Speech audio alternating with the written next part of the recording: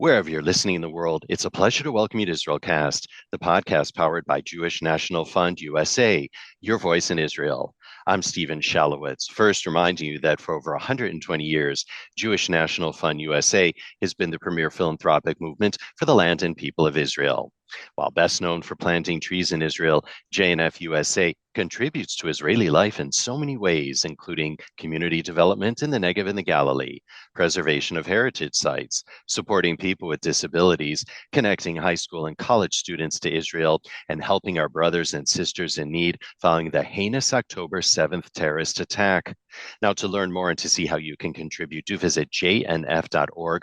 Once again, jnf.org. Plus, if you haven't done so already, we'd love it if you subscribe, rated, and reviewed us. 5 stars, of course, wherever you get your podcast. We'd love it too if you shared the show within your orbit. We're also on YouTube, so you can check out the show there as well. Just search for IsraelCast in YouTube. And indeed, if you'd like to write to us with story ideas or just to say hello, we'd all love to hear from you. Our email address is israelcast@jnf.org. Once again, israelcast@jnf.org. All right, one of the things I love about doing this podcast are the fascinating people with whom I come in contact. And one of them is definitely Jonathan Harounoff. He's Israel's international spokesperson to the United Nations. An acclaimed journalist, Jonathan's articles and commentaries on Iran, Israel, and the broader Middle East, in fact, have been featured in international publications. You may have seen them in, for example, the New York Post, the New York Times, on Fox News, the Jerusalem Post, the Jewish Chronicle, and so many other publications and media outlets. He's also the founder and CEO of the media consultancy firm, Knopf Media. Plus, Jonathan is the author of Unveiled, Inside Iran's hashtag Woman, Life, Freedom, Revolt. It's out in August of this year, 2025. So mark your calendars and make sure that you pre-order the book. Now, Jonathan was educated at Cambridge University, where he graduated with a BA in Arabic, Persian, and Middle Eastern history. At Harvard University, where he completed graduate studies in international relations, journalism, and diplomacy, and at Columbia Journalism School, where he graduated with a master's in journalism. We're talking about anti-Semitism and Jew hatred on college campuses a little bit later on in our interview. And of course, he definitely has the chops and credentials to talk about all of that, having attended all of those hotbed schools. But in the meantime, we warmly welcome Jonathan Harounoff to the IsraelCast podcast. He joins us now on the line via Zoom. Johnny, welcome to the program. We did it. Thanks so much for joining us. Hi, Stephen. It's so great to be with you. Well, there are so many bases to cover with you. And the first is, of course, the United Nations. Really, just to get the ball rolling right now, Johnny, give us a little primer about Israel's history at the United Nations. Sure. Thanks, Stephen. So the United Nations came about after the end of the Second World War in 1945. And the idea was for a collection of nations to come together and to figure out what to do in order to prevent another world war from occurring. So in 1945, representatives from 50 countries gathered for a conference in San Francisco, where they spent 2 months drafting what became known today as the UN Charter, and then subsequently the United Nations. And at that time, the Security Council, which is the uppermost chamber of the United Nations, consisted of 5 permanent members and 6 non-permanent members. And the General Assembly had 60 member states. Today, those numbers are very different. So today, there are still 5 permanent members of the Security Council, and there are 10 non-permanent members on the Security Council, each on 2-year terms. And as for the General Assembly, there are 193 member states. So the sort of complexion and numbers of the United Nations have changed substantially. Israel has been a member almost since the beginning. It was admitted into the UN in May 1949, and Abba Eban, probably one of Israel's most renowned representatives, he was the first permanent representative of Israel to the United Nations, and as I mentioned, was one of the most iconic and articulate spokespeople for the state of Israel. He served in that position for 10 years, from 1949 to 1959, and of course, Prime Minister Benjamin Netanyahu served as well as ambassador. And one of the most iconic anecdotes from his time was he had visited the Lubavitcher Rebbe at his home, and the Lubavitcher Rebbe told him that you're going to be entering into this house, this den of darkness, and your mission is to be that light. So that's sort of been one of the guiding principles for me, at least, and for some of my colleagues at the Israeli mission to the UN, is to try and find ways to instill that light. And we've been able to do that in a number of different ways. Yeah, how have you been able to do that? Because it has been a rather hostile environment for Israel. So there are many ways in which the Israeli mission tries to achieve this objective. And one thing is we just, especially on the media front, where the hostility and the resentment is in some cases so palpable, is we try and stick to facts. Stick to facts at all time. Let facts be your friends. And um, one thing in particular, one strategy, it's not really a strategy, but one Mm. thing in particular that we do is we invite recently released hostages and families of hostages who are still held in captivity straight to the United Nations to speak directly to the ambassadors face to face, let them recount their horrific ordeals, and ensure that the message of the plight of the hostages is resonating worldwide. It's one thing when representatives of the state of Israel lay out this case and demand the immediate and unconditional release of hostages, but when you have recently released Noah Al-Gamani sit at the Security Council, or frail and released Eli Sharabi stand at the podium of the press conference and speak to the world, that has 100x impact. And as I mentioned earlier, it shouldn't have to have come to this point, but unfortunately, that's the world that we live in. And in mid-May, we had a first of its kind Security Council session called by the United States, and it was centered on the demanding the release of people who've been kidnapped in armed conflict. So the session wasn't purely focused on the conflict in Israel and Gaza. It was focused on conflicts worldwide, but one of the briefers at the Security Council was Ruby Chen, who is the father of Itai Chen, an Israeli American who was brutally murdered on October the 7th and whose body is still held as of the time of this recording by Hamas. And Ruby spoke directly to the ambassadors um, beside him, and he demanded that any talks of ceasefire go hand in hand with talks of an unconditional and immediate release of hostages. And even though that linkage is obvious to many people, it's not obvious to everyone at the United Nations. So having someone like Ruby say that to the world was extremely impactful. And we've had so many other instances of heroes, real courageous heroes, come to the United Nations and speak to the world. We had also in mid-May Leah and Menachem Golding, the mother and brother of Hadar Golding, who was murdered by Hamas in 2014, more than a decade ago, and his body is still held by Hamas in Gaza.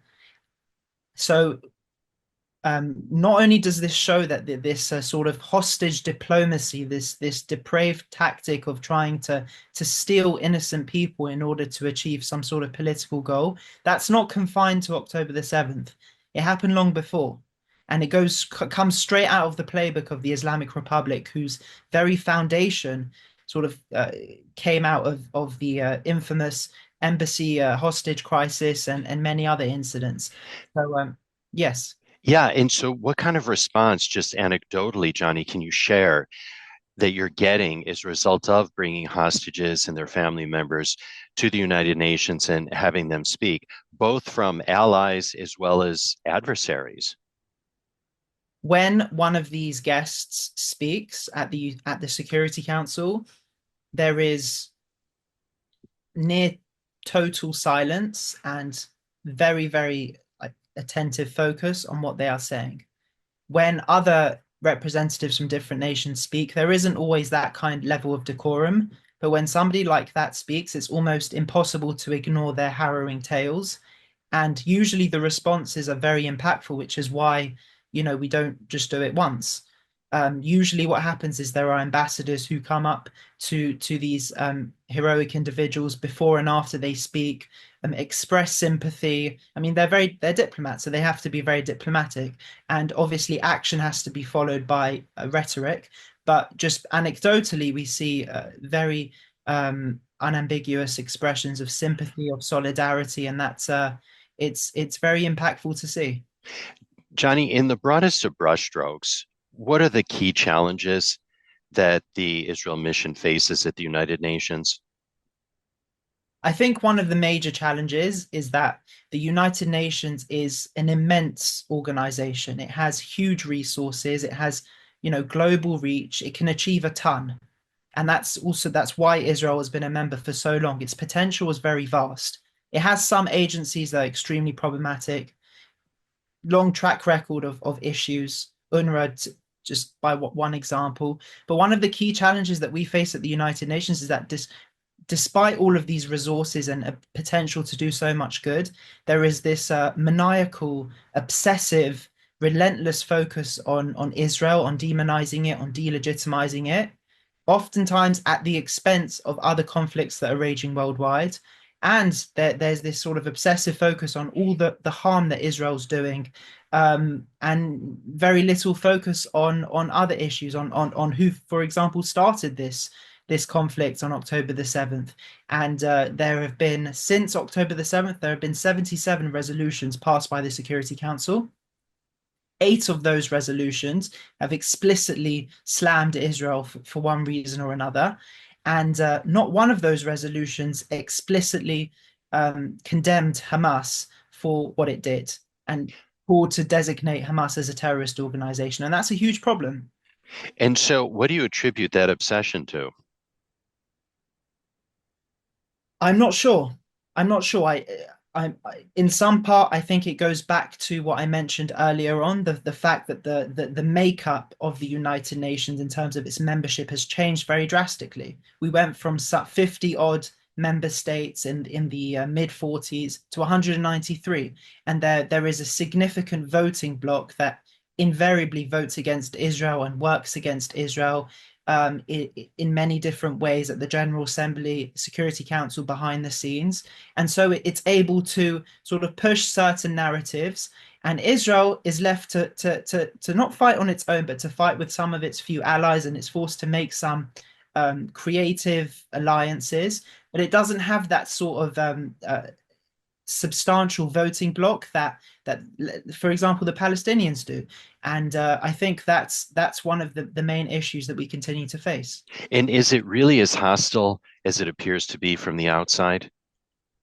I would say there are times when it's extremely hostile, but what I would say isn't focused about, and as someone who's been trained in journalism and media, you don't always hear about all the good, the positive news, of course. One of the things anecdotally that are extremely refreshing and good to see is when I walk the halls of the United Nations, and my colleagues do as well. It's not impossible. It's not rare to have a member of staff, either from the United Nations staff itself or from a different country, to go up to you and to sort of express solidarity. First, they would look, around them to make sure no one's listening, and to say that we stand with you, and we understand why you're doing this, and we stand with Israel. And those are refreshing things. It shows that we're not alone, but even though publicly in many cases we are fighting this fight alone, but it does show that we are sort of on the right track. Yeah, because I was going to ask you, and I know you're a diplomat, and I know this may be sensitive. So, to the best that you can answer the question, Johnny, but those interactions with delegations who have ties with Israel yet vote against Israel. I would say that the way the United Nations works is it's not how it may have used to have been, where a country's representative could vote, the way he or she wants to. They oftentimes have to vote the way their government wants to, or, their leader back home wants to. So even if you maintain positive relations with a certain representative, that doesn't always mean that you'll see that reflected in a resolution vote. But I will say that that there is significant solidarity. And one of the most recent examples is we had a historic delegation of 30 odd ambassadors from all over the world who took part, UN ambassadors who took part in the March of the Living program in Poland in April. And the responses to that were truly remarkable. Most of these people had never been to Auschwitz before, and the purpose of the trip, they ended up in Israel. The purpose of the trip was to show, even though you're not comparing what's going on in Israel to what happened there, but you're talking about, you were sort of sending a message of the dangers of anti-Semitism resurging, and that message really resonated. And there were ambassadors from all over the country who learned a lot, and it did a lot in terms of relationship building and diplomacy. And Johnny, I'm being very sensitive also because I know you're a diplomat, and I don't know to what extent you can answer this question. And you can say, Stephen, I'd rather not answer that question. But interaction with ambassadors or delegates from countries with which Israel has no diplomatic ties. Well, what I would say is one of the reasons why, publicly available reasons why October the 7th happened at the time it did, was because we saw tremendous momentum building between potential normalization occurring between Israel and Saudi Arabia. And that was derailed by Iran backed Hamas terrorists because they didn't want this sort of allyship to coalesce in the Middle East and to cause a problem to them. So I would say there were significant discussions going on behind the scenes pre-October the 7th, and those haven't completely evaporated today. But what happened on October the 7th, and Hamas certainly succeeded in sort of derailing that and causing Israel to go into this war that it did not start. It certainly derailed those efforts. But we're seeing with President Trump in the Middle East, with his trip that he took in mid-May to the UAE and to Qatar, that he's publicly expressed his desire for there to be normalization in the middle between Saudi Arabia and between Israel, and who knows, maybe we'll see that. Right. And we should share with our listeners, we're recording this episode indeed mid-May, May 15th to be exact. And as we know, the world can do 12,000 somersaults before this interview, before this conversation gets released on, I believe it's June the 2nd. So we just want to put that into context. So before we move on, I think at the end of the day, what you're telling me is that Israel still needs to be at the United Nations. In other words, it still needs to have a place at the table despite the hostility that it receives from so many different countries. I'm under no illusion that there are significant problems inside the United Nations ecosystem. There are certain agencies that do a lot of harm, more harm than good. But what I would say is that the United Nations would be a much, much darker place if Israel did not play a part and did not have a seat at the table than if it did. And while the United Nations continues to exist and continues to be the premier international body of diplomacy, Israel does want to have a seat at the table. Ultimately, diplomacy is the preferred avenue of engagement for Israel as a democracy. However, there are times when diplomacy doesn't work. There are certain countries that you can't have a diplomatic relations with them, and so you have to resort to other measures. But the fact that Israel has been such a long-standing member of the United Nations shows that diplomacy is Israel's port of call, first port of call. By the way, how did you come to work at the United Nations? It was by a not a coincidence, but it was by a stroke of very good fortune, and it's been an honor of a lifetime. So prior to joining, I was a journalist covering Israel and Iran and the Middle East for about 7 years, and I was also in corporate communications. And one of the pieces I was working on was it was based at the UN. So the Israeli mission to the UN had put together a screening, an exclusive screening with ambassadors, with community leaders, and with journalists of the harrowing 47-minute clip of October the 7th that they showed at the beginning of the conflict. And I wrote about it and I tweeted about it, and it caught the attention of the previous ambassador, Gilad Erdan. And we started talking. And one thing led to another. We continued to talk. Then the ambassador Erdan's time came to an end, and the new ambassador, Ambassador Danny Danon, came in. The first Israeli ambassador to return to the position of ambassador. So, and then we started talking, and this position came up, and I it was too good to say no to, and it was too important a time to pass up. Right. And we want to give him a shout out because he's a remarkable man, isn't he? Absolutely, he's a tremendous leader, a tremendous advocate for the state of Israel, and he's done tremendous work in the short space of time that he's been here for his second stint so far. And you're dealing on a daily basis with the media and sharing information with them about Israel. And so before we move on to talk about the Middle East, I mean, I'm wondering what's their response when you engage them with facts. Well, I think it certainly helps if you have some grounding and training in journalism, just basic understanding of what journalists need and want and the time constraints that they're usually under, because you don't always have spokespeople and people just in general in PR, if you want to call it, or corporate communications, who have that training and have that understanding. And a lot of these journalists I've had personal connections with before joining this role.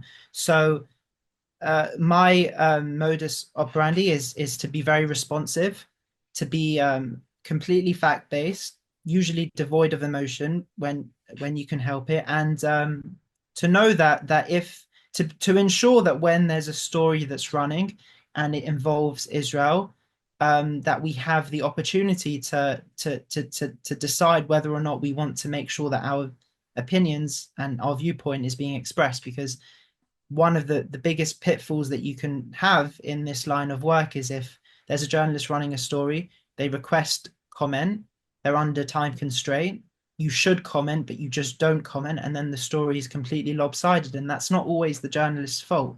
If the journalist does their basic work and due diligence of requesting a comment and you fail to fulfill that when you should, that's not on the journalist.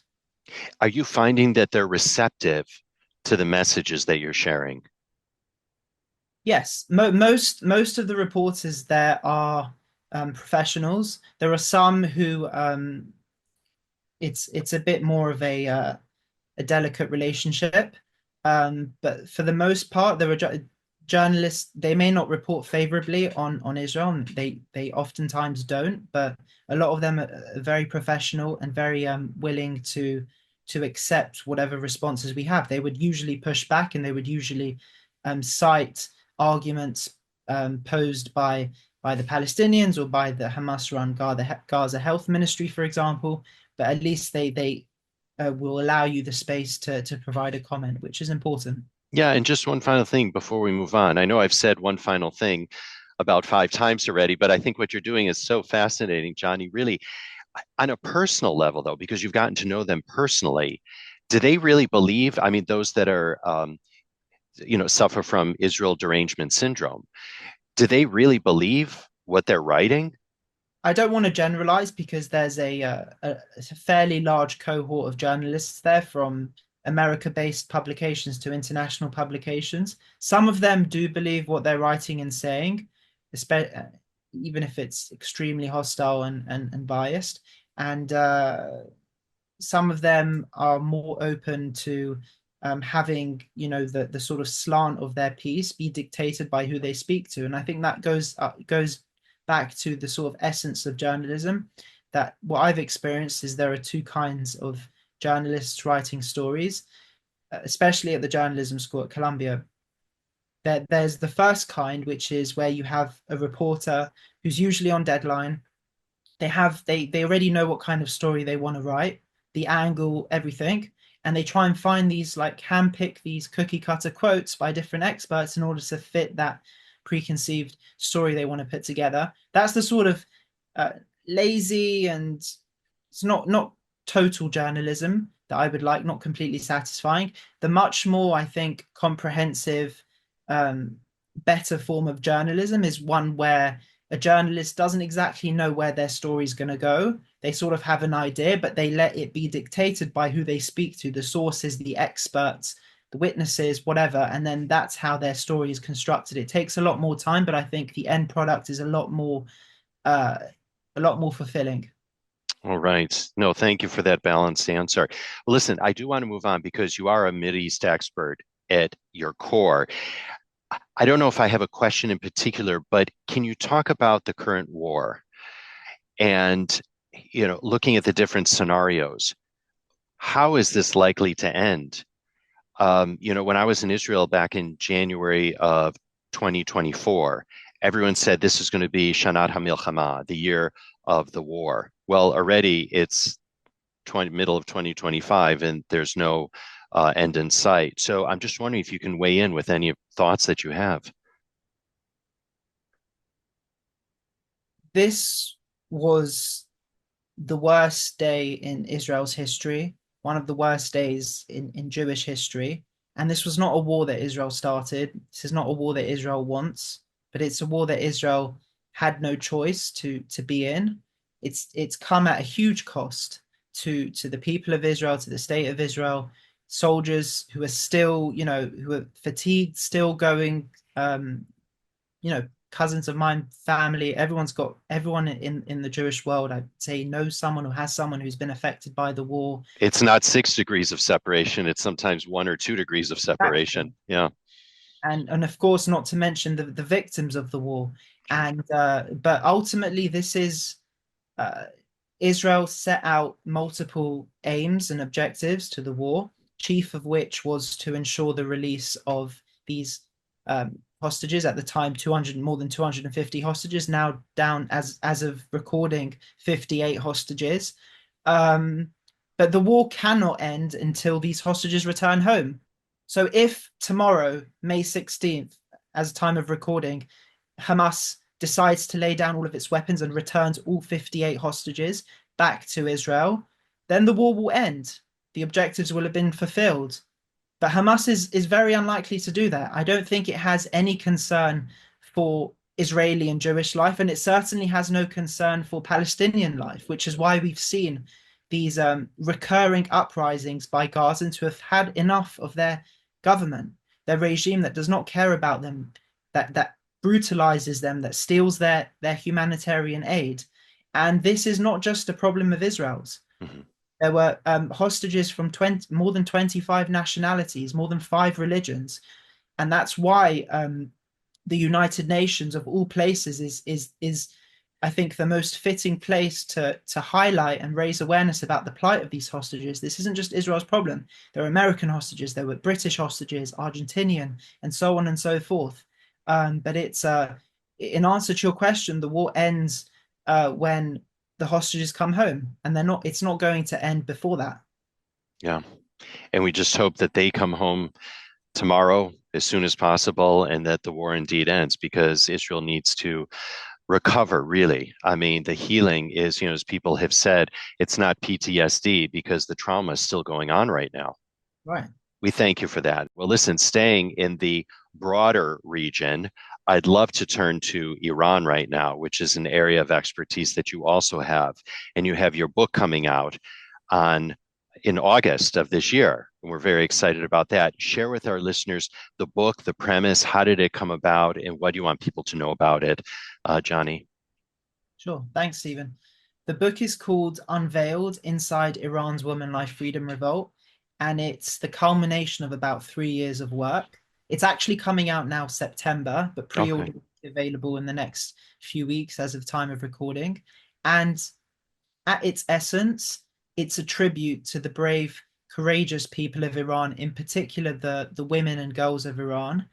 And it talks about one of the greatest and most existential threats that the Islamic Republic of Iran faced in its 46-year history. And that threat did not come from Israel. It did not come from America. It started in September 2022, and it came from the women and the girls of Iran after a 22-year-old Kurdish Iranian woman, Masa Amini, was killed in police custody. And that set off this wave of unrest, nationwide uprising, and people at that point had simply had enough.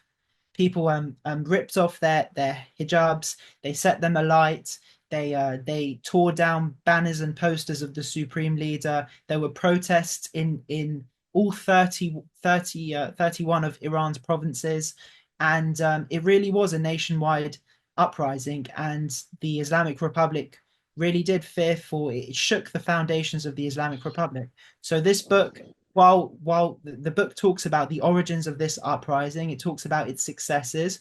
It also addresses its shortcomings, of course, because the Islamic Republic wasn't toppled. There were Yeah. significant results from the uprising in that women have, in many ways, been more defiant. You'll see a lot more women without head coverings now in public, and it just takes one more trigger for there to be another, maybe terminal uprising. But this book looks at what happened.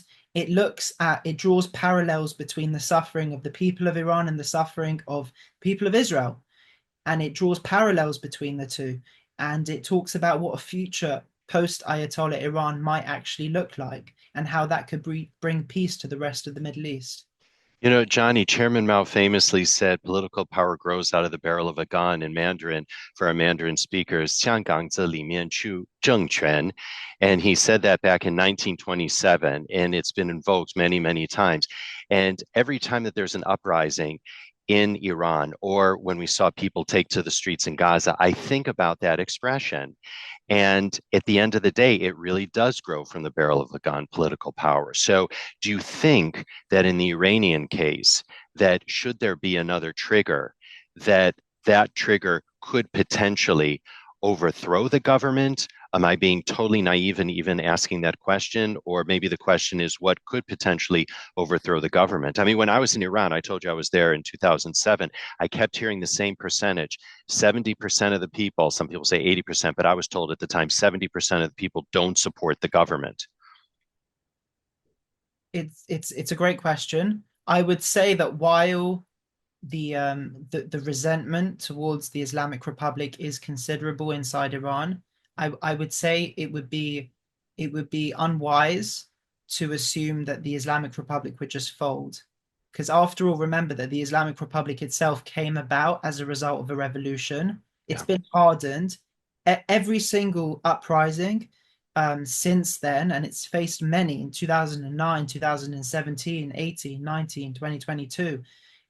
Every single one of those instances, the reason why it failed, for many reasons, but the main reason why it failed is because it was brutally quashed with like unrelenting brutality. And this instance was no different. There were hundreds of people who lost their lives. Many were jailed, thrown, had to endure kangaroo trials. Women lost their eyesight. They were shot in the eyes.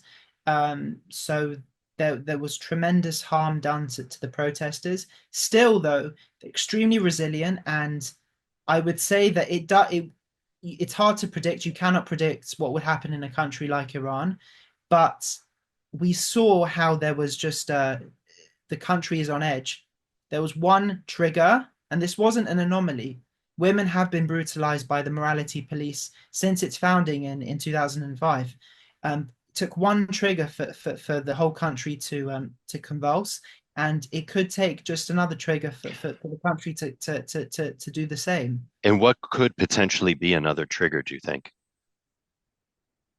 Uh, it's impossible to predict. It could be another act of brutality that's captured, on footage. It could be the people of Iran growing increasingly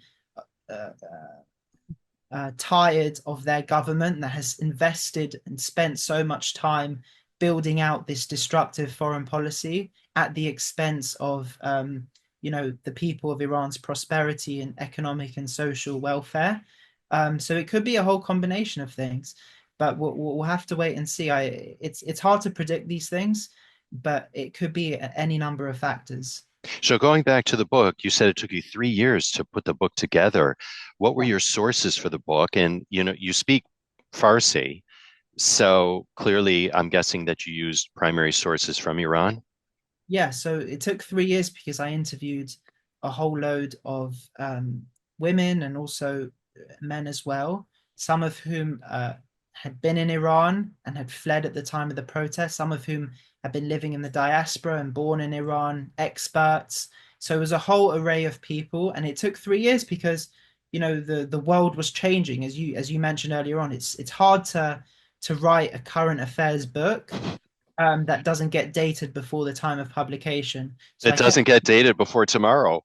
before tomorrow, and also I started writing this before October the 7th. Before this, we got this entirely new lens of what happened there. So it took 3 years because it was a very it's not a long book. It's about 180 pages, but it's a very delicate subject, and I wanted to get it right. I can't wait to get it. I can't wait for it to come out. Again, you said it comes out in September, but people can pre-order it. As you said, by the time this interview gets released in June, early June, right? That's the plan. All right. There's always a plan, right? Well, listen, we wish you much success with the book, and truly, it's I know going to provide really a window into Iran today and the many challenges that are faced by the citizenry of Iran, and they're the loveliest people, actually, and it's such a fabulous country, and you know. Again, it's very much of a stay tuned kind of story. Another stay tuned kind of story, which again, as I mentioned at the top of our program, that you definitely have the chops to talk about is education. You're so close to education. As I said, Harvard, Cambridge, Columbia, right? You attended all of those very prestigious universities. Can you talk about the state of college anti-Semitism globally? Is again one who has attended those schools. And I mean, let's dive into Harvard first. In fact, we should share with our listeners and viewers on YouTube that you wrote a piece in the Jewish Chronicle. It was published on May 5th of 2025 about Harvard's Jew hatred. And you talked about the 311-page report the university issued at the end of April, again, of 2025. It was titled Presidential Task Force on Combating Anti-Semitism and Anti-Israel Bias. And you make the broader point in the article, which I thought was really interesting, that this isn't Harvard's first rodeo when it comes to institutional anti Semitism, that Harvard has had a long history of Jew hatred. So we shouldn't be surprised by what's happening today. And I'm wondering if you can just sort of weigh in on that, Johnny. I mean, I'll preface by saying that it was an honor of my life. It was a privilege to have been able to attend these universities, and I know my family was also extremely proud, and I'm grateful for that And they opportunity. should All of be. all of those places. So it makes it extra distressing and upsetting to see the way some of these institutions have really fallen apart. And my hope is that they they all need a very hard reset, especially places like Harvard and Columbia as well. Mhm. Um, the sort of anti-Semitism that current students and recently graduated students have been telling me that they've experienced is truly horrific. And the point that I made in that piece that you alluded to is the fact that even though this anti-Semitism that we saw recently was so public and sort of made viral by social media. It's not the first instance of anti-Semitism. There was one of the most notorious presidents at Harvard, Abbott Lawrence Lowell, was a notorious anti-Semite and wasn't really a fan of other minorities either. And he had proposed this policy of quota system. He wanted to impose cap the number of Jewish students who would attend the university because he wanted to maintain the sort of waspy Brahmin character of the university, and he also excluded African American students from living in the sort of center of Harvard Yard, where all the other freshman students lived. And President Lowell also set up these secret tribunal courts where he convicted around more than a dozen homosexual students and members of faculty. And that only came to light fairly recently, actually. And one of the more recent presidents, Larry Summers, had to apologize publicly about it. So that sort of period of Harvard's history is really quite appalling, and it's something that Harvard had tried to distance itself from. So it's a shame to see, uh, you know, anti-Semitism under a different guise re-emerging. And my hope is that even though it's cycled through different presidents and leaders, it actually takes this issue seriously and it tries to invest more in fighting anti-Semitism than fighting the White House. He also said some really, really awful things about Jews, as you pointed out in that article. And I thought it was really quite odd that, as you pointed out, his granddaughter, I guess her name was Abby Lowell, is Jewish. And I'm just wondering, how did that happen? Uh, Her name, I think, was Jennifer Lowell, Was it like Jennifer? Okay. Jennifer Lowell, and it wasn't it wasn't his great granddaughter, but it was, I think, like the his like a direct descendant, but not great, like maybe a Okay. niece or something. But she was the first female student to have the Lowell name, and I imagine he would be turning in his grave if he found that out that she was Jewish. And when we spoke, I found her on Facebook actually at the time I was there, and a student put me in touch with her. But she tried to distance herself from him, of course, and I believe she had some concerns when she first matriculated about having that name. Hmm. Um, but she was aware of what that name carried. But I don't think Harvard was, because one of Harvard's houses, one of its like college houses, is still called Lowell. So I'm not saying we should rename this and like tear down Harvard's history, but at least it's important to contextualize what that name represents. And I'm just wondering, Johnny, what do you say to those people? Because I've had people say this to me that argue, well, how bad can it really be at Harvard? Because they've had Jewish presidents like Larry Summers. Um, I wouldn't. Harvard isn't the only place where anti-Semitism is a problem, but it's a real problem. And I think the issues at Harvard get put to like a magnifying glass because it's the world's most famous university. It's the most renowned. At one point, it was considered the best university in the world. So problems at Harvard get magnified. And historically, Harvard has had a huge Jewish population, but my fear is that Jewish students and prospective students and their parents will not want to send them to these institutions because of these concerns, and that's a really a sad a reality that we live in. And what do you think is going to happen at Columbia? Do you think Claire Shipman, the current president, or I guess she's the acting president, will be able to turn things around? Uh, I don't have a crystal ball, and Okay. I'm being mindful of the date at which we're recording this. Okay. Anything can change.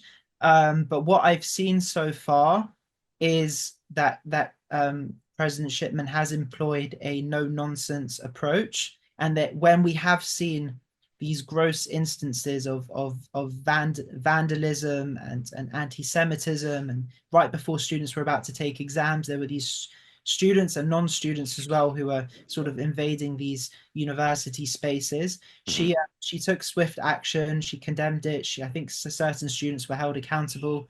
But it's clear that more needs to be done because this wasn't the first time this had happened.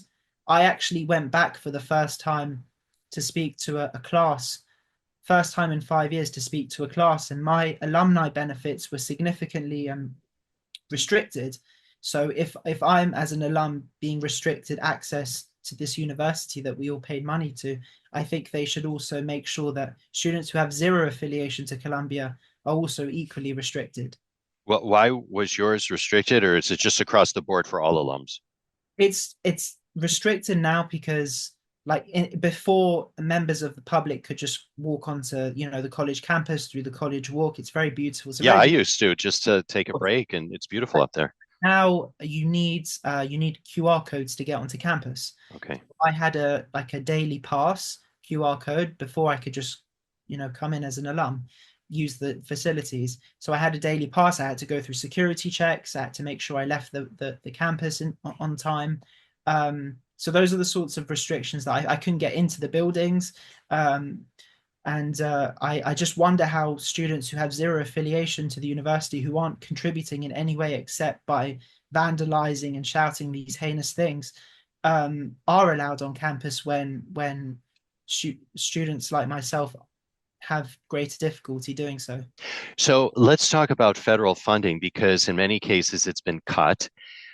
And of course, if you're getting federal funding and you are a university, you're subject to Title VI of the Civil Rights Act of 1964, which prohibits discrimination against all students uh, based on race, color, national origin, and so forth. I mean, I don't want my money. I want you to weigh in because I don't want my tax dollars going to those universities, to some of these departments that are highly, highly politicized.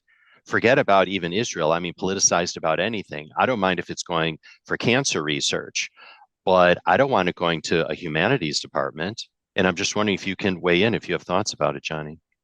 Well, it's definitely a discussion that's ongoing, that's been in the news. And I think on the one hand, Harvard argues and claims to be a private university, and thereby it can decide what it wants to do. But at the same time, it is a private university, but it does also accept federal funding. And with that, as you mentioned, comes certain obligations, one of which is to ensure that all students, including Jewish students, are not discriminated against on the basis of race, color, national origin. If Harvard didn't want to comply with all of these restrictions and ensure that Jewish students and all students aren't being discriminated on the basis of race, color, national origin, religion, then it can follow the example of other private, lesser known colleges like Hillsdale, which absolutely doesn't accept.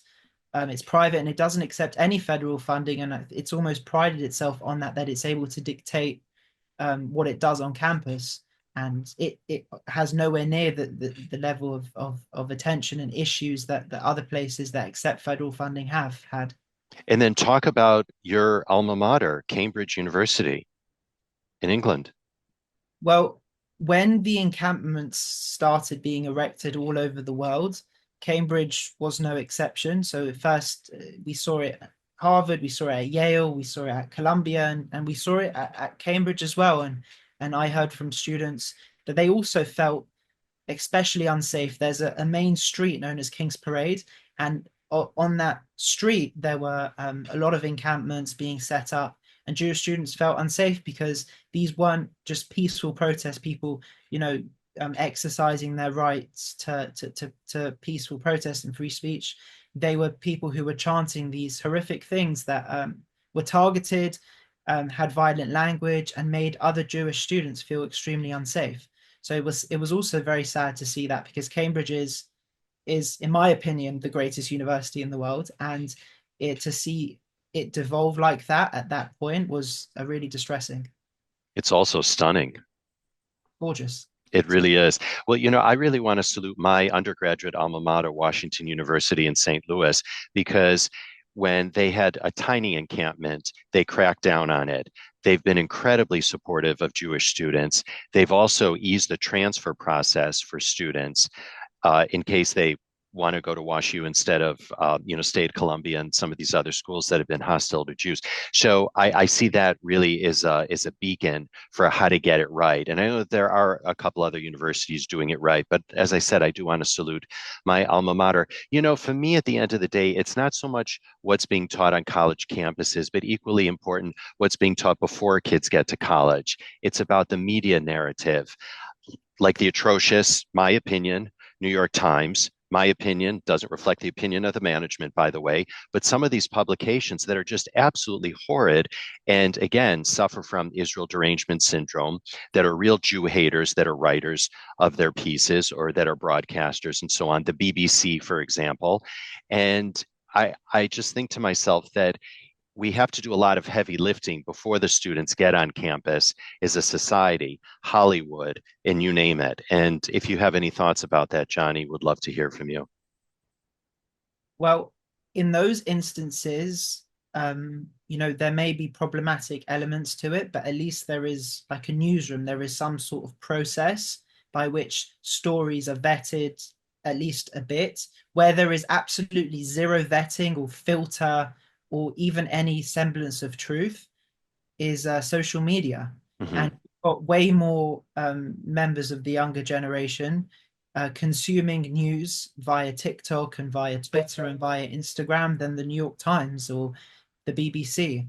So the BBC and the New York Times does have its issues, no question about that. But you have these other platforms where um, 15-year-olds, that's how they're getting their news, and what they're taking on those platforms, they're taking it as gospel. And I think that's one of the biggest challenges we face. I've never downloaded TikTok before. I used it once for a story that I wrote.